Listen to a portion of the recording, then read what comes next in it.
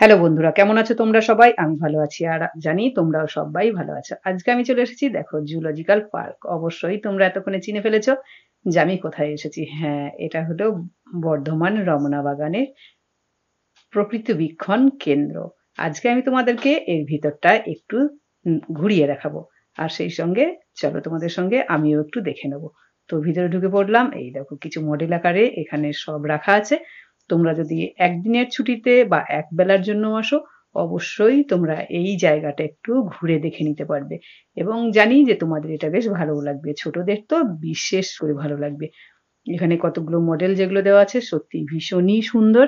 ভারতীয় পাখির থেকে শুরু করে এখানে দেখো শিবপুর থেকে দেউল যাওয়ার একটা ম্যাপও করে দেওয়া আছে। আর তার পাশে কিছু মডেলও তৈরি করা আছে।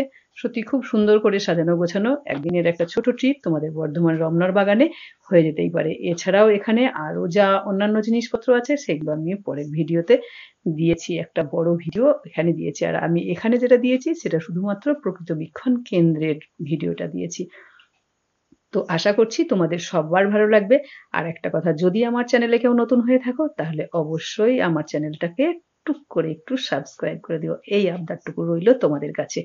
জানি তোমাদের ভালো লাগবে এবং তোমরা যদি ছোট্ট করে একটা ছুটি পাও তাহলে অবশ্যই মা বাবার সঙ্গে একবার এখানে এসে ঘুরে যেও। অবশ্যই ভালো লাগবে। আমি যদিও এই গরমে এসেছিলাম যে দেখি জুলজিক্যাল পার্কে পশু পাখিগুলো ঠিক কিরকম অবস্থায় আছে এই গরমে। টাটা।